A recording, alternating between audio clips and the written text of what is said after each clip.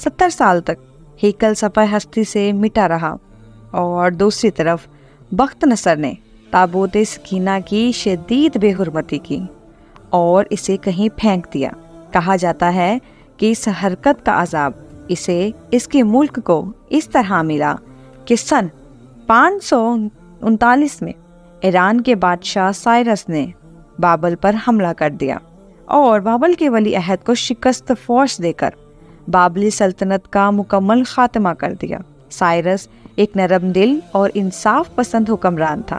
اس نے تل ابیب کے تمام قیدیوں کو آزاد کر کے ان کو واپس یروشلم جانے کی اجازت دے دی، اور ساتھ میں ان کو ہیکل کے نئے سرے سے تعمیر کی بھی اجازت دے دی۔ ساتھ میں اس کی تعمیر کے لیے ہر طرح کی مدد فراہم کرنے کا وعدہ بھی کر لیا۔ چنانچہ ہیکل کی دوسری تعمیر 537 میں شروع ہوئی، لیکن تعمیر کا کام سر انجام دینے والوں کو اپنے ہم وطن دشمنوں کی اتنی زیادہ مخالفت کا سامنا کرنا پڑا کہ تعمیراتی کام جلد ہی عملی طور پر بند ہو گیا، اور ڈائرس اول کے دور حکومت کا مداخلت ہی کا شکار رہا۔ اس کی حکمرانی کے دوسرے سال میں حضرت زکریا علیہ السلام نے وہاں کے گورنر زوربابل اور سردار کاہن یشوا کی حوصلہ افزائی کی کہ وہ ہیکل کی تعمیر ثانی دوبارہ شروع کریں۔ انہوں نے مثبت رد عمل کا اظہار کیا اور پوری قوم کی پرجوش تائید اور ایرانی حکام اور بذات خود بادشاہ کی آشیرواد سے ہیکل ثانی اپنے اضافی تعمیرات سمیت 4.5 سال کے عرصے میں 515 تا 520 تک پایہ تکمیل کو پہنچا۔ لیکن اس بار اس میں تابوت سکینہ نہیں مل سکا۔ اس کے بارے میں آج تک معلوم نہیں ہو سکا کہ بخت نصر نے اس کا کیا کیا۔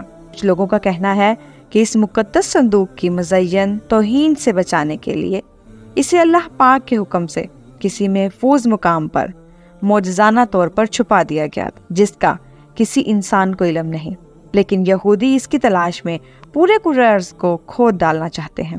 ایک اور دلچسپ بات، عام طور پر تاریخ دان ہیکل کی 2 دفعہ تعمیر اور 2 دفعہ تباہی کا ذکر کرتے ہیں۔ تاریخ کے مطالعے سے ایک بات سامنے آئی ہے کہ ایسا نہیں کہ اس ہیکل کو 3 بار تعمیر کیا گیا، لیکن اس کے ساتھ بھی ایک دلچسپ کہانی وجود میں آئی۔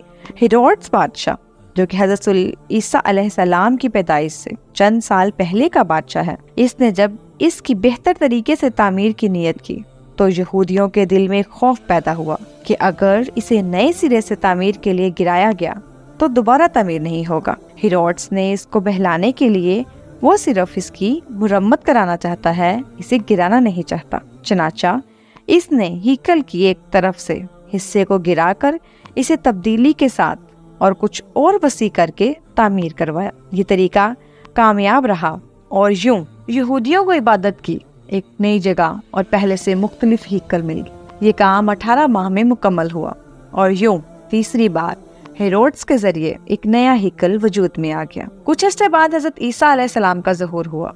اللہ کے اس رسول پر ایک بار پھر یہودیوں نے ہستے معمول مظالم کے پہاڑ توڑنے شروع کر دیے۔ دراصل وہ اپنے مسیحا کے منتظر تھے جو دوبارہ آ کر ان کو پہلے جیسی شان و شوکت عطا کرتا۔ حضرت عیسیٰ علیہ السلام کے مصلوب ہونے کا واقعہ پیش آیا۔ آپ کے مصلوب ہونے کے 70 سال بعد ایک بار پھر یہودیوں پر اللہ کا عذاب نازل ہوا۔ اس عذاب میں ٹائٹس گنا جاتا ہے۔ یہ رومی جرنیل بابل کے بادشاہ بخت نصر سے بھی زیادہ ظالم ثابت ہوا۔ اس کا ایک دن میں لاکھوں یہودیوں کو تہ تر تہ تباہ و برباد کر دیا۔ اس نے ہیروڈس کے بنائے ہوئے عظیم الشان ہیکل کی اینٹ سے اینٹ بجا دی اور یہودیوں کو ہمیشہ کے لیے یروشلم سے نکال دیا گیا۔ یہودی پوری دنیا میں بکھر کر اور رسوا ہو کر رہ گئے۔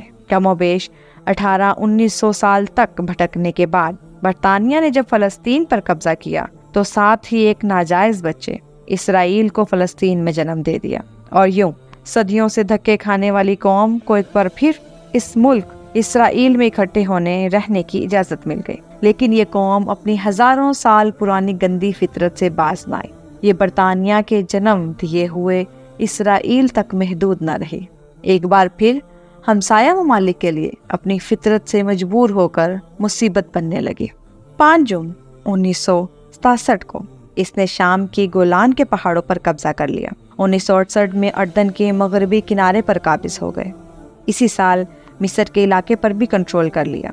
आज इस कौम की शरारतें और फुर्तियां देखकर अंदाजा होता है कि ये आज से 2-3 हजार साल पहले किस कदर साजिशी रहे होंगे, जिसकी वजह से अल्लाह ने इन पर लानत कर दी थी।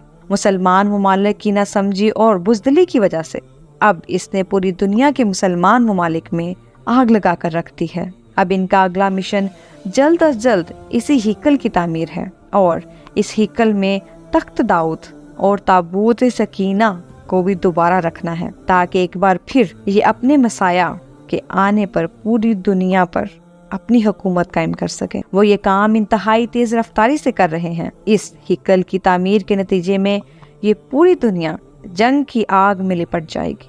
अमेरिका के सदर डोनाल्ड ट्रंप का इसराइल के दारुल खलाफा की तब्दीली का ऐलान भी इसी सिलसिले की एक कड़ी है, लेकिन मुसलमान अक़वाम को कोई परवाह नहीं। अल्लाह हम सब मुसलमानों में इत्तेहाद कायम करे और हमेशा अपने हिफ्ज़ ईमान में रखे। उम्मीद करती हूँ आज की वीडियो आपको पसंद आई होगी। इसी तरह की मज़ीद मालूमाती वीडियोस देखने के लिए हमारे चैनल को लाइक, शेयर और सब्सक्राइब करना मत भूलिएगा।